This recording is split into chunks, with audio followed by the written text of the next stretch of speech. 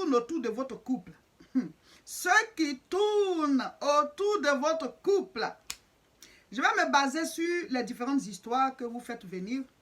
Il y a des couples vraiment en détresse. Monsieur écrit, madame écrit. Il y a des situations difficiles de division dans votre foyer. Et chacun écrit pour avoir de l'aide, des conseils. Certains m'ont dit, servant de Dieu, utilise notre histoire pour pouvoir aider tout le monde. Parce que souvent, ce sont les mêmes problèmes qui se répètent dans les couples. Donc aujourd'hui, on va répondre à ces différentes questions que vous avez posées.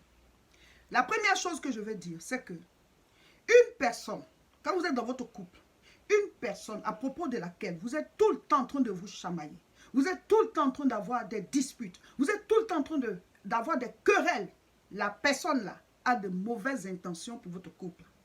Notez ça bien. La personne n'est pas claire. La personne n'est pas simple. Elle guette quelqu'un entre vous. Donc souvent, une femme peut être en train de tourner autour d'un homme. Autour d'un homme. La conjointe de cet homme-là, c'est elle qui va voir vite. Mais l'homme, il peut au départ ne pas voir. Parce que les femmes ont leurs signaux, en fait. Quand elle se rapproche comme ça, ta femme a déjà vu, ta fiancée a déjà vu, ta conjointe a déjà vu. Mais toi, tu vois ça simplement. L'homme, il va se dire, non, mais c'est rien du tout. Oh, tu es un peu trop jalouse. Non, mon frère. Elle a vu, parce qu'elle est femme aussi. Elle sait ce que l'autre est en train de faire. Le problème, c'est là.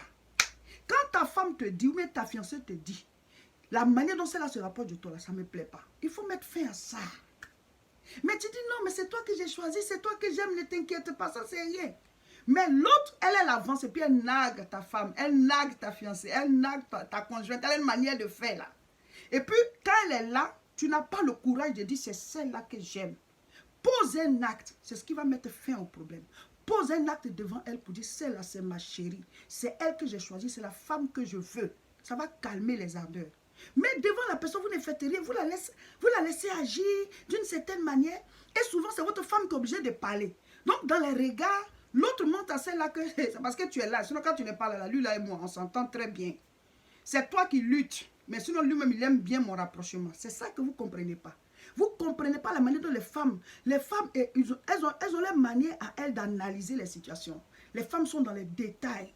Donc l'homme lui voit la chose en gros, il dit mais moi je ne vois pas le problème, mais ça c'est rien du tout. Non mon frère, c'est quelque chose qui se passe. Dès l'instant où ta femme a vu, ta fiancée a vu là, toi il faut mettre fin à ça. Si vraiment tu l'aimes et que c'est elle que tu as choisi, elle te dit celle-là, j'aime pas son rapprochement, j'aime pas la manière dont vous faites, je n'aime pas la manière dont c'est.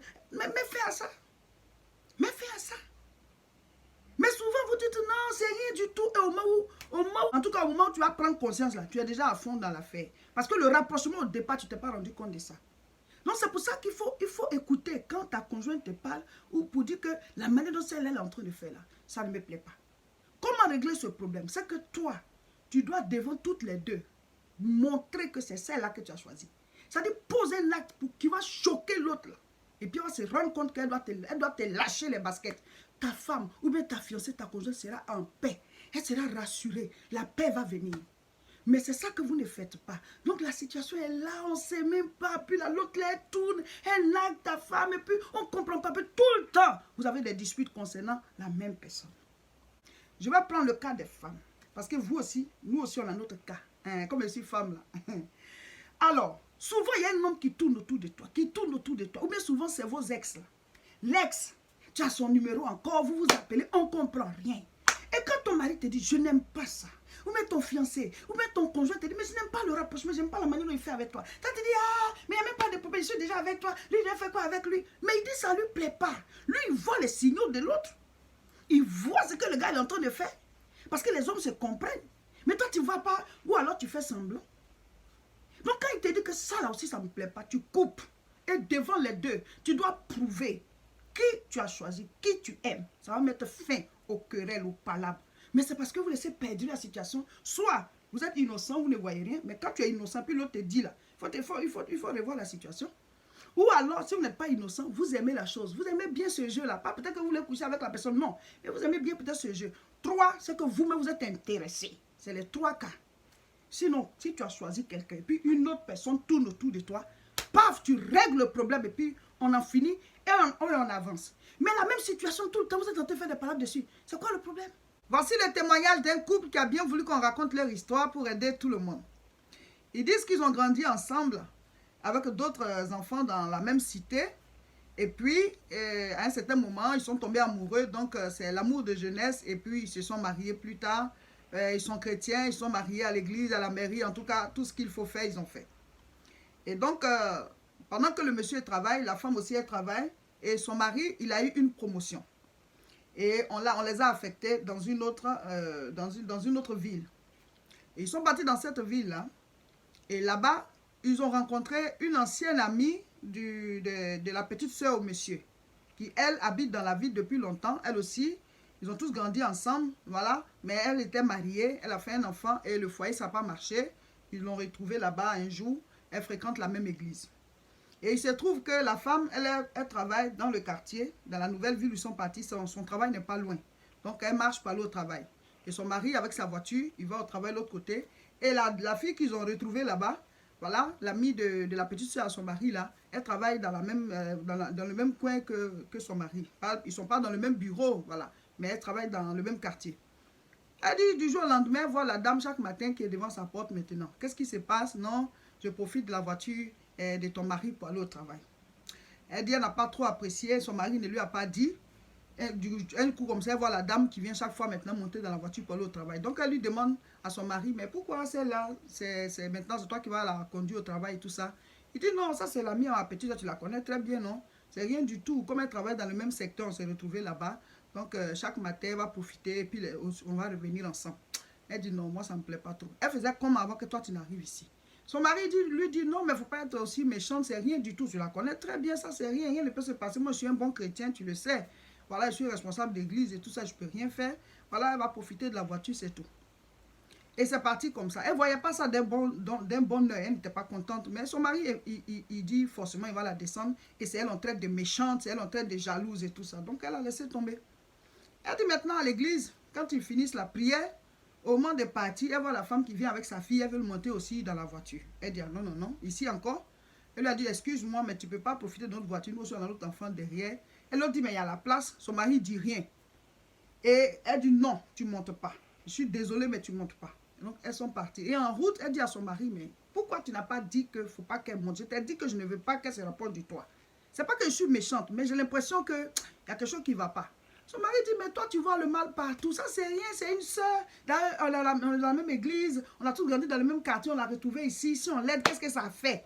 Sa femme dit, d'habitude, les gens se rapprochent de toi, je ne me fâche pas. Mais je dis, c'est la manière dont elle fait, là, ça ne me plaît pas. Souvent, on finit l'église, on descend des personnes sur la route. Mais elle se rapproche, tout ça ne me plaît pas. Et ça a continué comme ça. Comme chaque dimanche, quand la fille passe, c'est comme si elle veut monter avec eux, puis la dame, elle refuse. La fille allait s'inscrire dans la chorale où le monsieur, il chante. Parce que lui, il a toujours chanté dans la chorale. Donc, elle est venue, elle était dans la ville avant. Elle n'est pas dans la chorale. Elle est venue maintenant s'inscrire dans la chorale. Et les répétitions de chorale, là, c'est les soirs. Donc maintenant, elle se rend compte que les soirs maintenant, à la descente de la chorale, son mari passe à elle, la femme, elle va aller la déposer, puis il revient. Elle dit, hey. Bon, déjà, on part au travail ensemble. Dimanche matin, elle veut monter encore à l'église. On est à l'église, elle veut monter dans la voiture. Maintenant, c'est le soir. Là. Les soirs, maintenant, quand vous avez fini chorale, elle est dans ta voiture. Pourquoi? Son mari dit, mais moi, je ne vois pas le problème. Mais c'est ça le problème. Toi, tu ne vois pas, mais ta femme, elle voit. Et puis ça, la même là. N'importe qui peut voir que la femme, elle a un problème. Elle est partie s'inscrire dans la chorale là. Toi, tu ne vois pas. C'est pour ça qu'il dit, il y a deux cas. Soit le monsieur est carrément innocent, mais quand tu es innocent, puis ta femme attire ton attention pour te ressaisir. Ou alors, toi aussi, ça te plaît. Il y a ça, le problème. Il y a ce problème aussi. Et donc, maintenant, il faut aller la descendre. Sa femme dit, bon, si elle s'inscrit dans la chorale là, avant que nous ne vienne dans la ville ici, là, elle se déplaçait comment? Donc, tout le temps, il y a des problèmes concernant cette femme. Mais toi, l'homme, coupe, ça fait quoi? C'est toi qui l'as créé. Tu es plus gentil que Dieu. Vous voyez? C'est en train de détruire ton couple. Et donc, elle dit, bon, ça l'énerve tellement qu'à ce moment, elle ne parlait plus. Elle était tout le temps fâchée. Elle était tout le temps en colère par rapport à cette situation. Donc, elle s'est dit, bon, moi, je ne dis plus rien. Je ne veux même pas m'occuper de ça. Elle dit, des mois sont passés. Il y a eu des problèmes dans le travail de son mari. Lui qui avait une promotion, parce que c'est pour ça qu'on les avait affectés là. Il a eu une promotion, on l'a mis directeur. Quelque chose s'est passé. Il y a eu des complots dans le service. En tout cas, tout a dégringolé. C'est comme si une affaire est debout, comme si on va mettre son mari même en prison. Donc elle dit, mais tout ça c'est quoi? Et maintenant son mari lui dit que oui, il veut se confesser, il veut parler et tout ça. Elle dit, ok, je t'écoute. Vraiment, je vais te demander pardon. Moi, j'étais un très bon chrétien avant. Ma vie spirituelle allait bien. Je chantais dans la chorale. J'étais épousée, je t'aime, on a un autre enfant. Et on se prépare à avoir un autre enfant. Et Dieu m'a béni, m'a donné le poste de directeur. Je suis venue ici.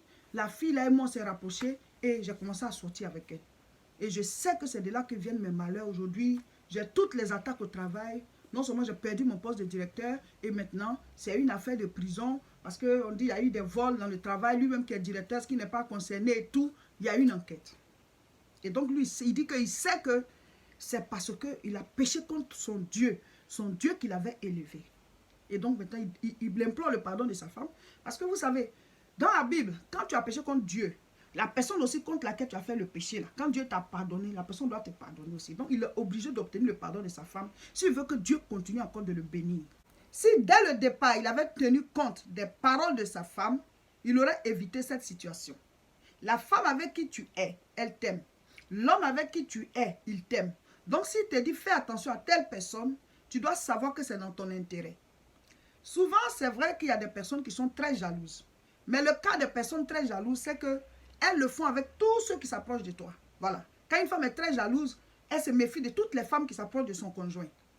Mais quand une femme, elle a le discernement, ce n'est pas avec tout le monde qu'elle le fait. Mais quand elle te dit que celle-là, ou bien les deux là, ou bien chaque fois qu'elle te parle d'une personne, tu dois en tenir compte parce que tu te dis, ta femme d'habitude ne réagit pas comme ça. Elle n'est pas jalouse de manière excessive. Normalement, quand on aime, on est jaloux. Quand on aime, on protège. On veut que ce soit pour soi, seul. C'est comme ça. Donc, c'est normal que ta femme soit jalouse. C'est normal que ton mari soit jaloux. Pour les femmes. Tu dois savoir que ton mari a le droit d'être jaloux. Donc, quand il te dit que je ne veux pas que tu fréquentes telle personne, avant que le dégât n'arrive, il faut tenir compte de la vie de ton mari. Parce qu'il est homme, il voit l'autre venir. Mais souvent, on ferme les oreilles, ça devient des disputes et après la catastrophe arrive. Parce que la Bible dit quoi? L'homme quittera son père et sa mère, s'attachera à sa femme et les deux deviendront une seule chair. L'homme quittera son père et sa mère, s'attachera à qui? Sa femme. Il n'a pas dit à ses femmes. Si tu dis que tu es chrétien et que tu veux vivre selon la parole de Dieu, mais la Bible dit que quand Dieu a créé Adam, il a créé Ève. Souvent, les chrétiens, on veut manifester les caractères de ce monde. Donc, on ne sait plus dans quel repère on est. Maintenant, quand on a des problèmes, on veut faire recours à Dieu. Mais Dieu, il agit dans sa parole. Il n'agit pas en dehors de sa parole. Donc, si tu veux réussir selon Dieu, si tu veux que sa main te soutienne, il faut que tu sois dans sa parole. Qu'est-ce qu'il dit pour le foyer? Applique ça et puis c'est tout. Mais en même temps, vous êtes chrétien, vous voulez aussi vivre comme les païens qui ont leurs femmes et qui couchent partout. Vous êtes chrétienne, vous voulez vivre comme les païens qui ont leur mari, leur conjoint et qui couchent partout. Et après, vous ne savez plus dans quel repère vous vous trouvez. Vous ne savez plus qui vous protège, qui protège vos biens. Et vous êtes malmené par les démons. Et les mystiques, les sorciers ont la main sur vous. Parce qu'ils font les choses à fond. Et vous, vous faites pour vous à peu près. Vous êtes dans Dieu et vous vivez selon leur vie. Proverbe chapitre 22, le verset 3. L'homme prudent voit le mal et se cache, mais les simples avancent et sont punis. Quand tu es prudent, tu vois le mal venir, tu vois ça même de loin, et tu prends des dispositions. Donc quand on attire ton attention sur quelque chose là, sois prudent, vois le mal venir de loin et prends les dispositions. Ce samedi 7 mars, on devait être à Paris, à Aubervilliers pour la grande croisade, mais on ne la fera pas. Il n'y aura pas de croisade ce samedi à Aubervilliers. Je répète, il n'y aura pas de croisade ce samedi 7 mars à Aubervilliers. Je vais faire un direct sur ma page Facebook Réseau International Richesse. À partir de 14h30, on va prier en direct. Il faut éviter présentement les rassemblements. Vous savez que nos croisades rassemblent beaucoup de personnes. Donc, on va laisser passer la croisade de ce mois. On se connecte le samedi 7 mars à 14h30 sur Réseau International. Je n'ai jamais fait de direct. On va essayer, soyez indulgents. On va voir ce que ça va donner. Mais pour pouvoir éviter la croisade ce jour-là, voilà. En avril, on verra comment les choses évoluent. C'est par rapport au coronavirus. Voilà. Donc, on veut d'abord laisser passer cette croisade. On va voir. On est en prière pour que les médicaments soient trouvés. Voilà, donc on va éviter ce grand rassemblement-là. Par contre, à Tourcoing, le culte aura lieu ce dimanche de 10h à 13h. Nous allons prendre certaines dispositions que les autorités ont dit de prendre. À Tourcoing, le peuple n'est pas aussi nombreux qu'à Aubervilliers. Vous avez l'habitude de suivre les vidéos, mais vous n'êtes pas abonné. C'est très grave. Donc vous êtes sous couvert. Quand quelqu'un ne partage pas, vous ne recevez pas. Cliquez juste sur s'abonner. Comme ça, chaque fois qu'on met en ligne, vous recevez. Et ce samedi à 14h30, on va faire un direct.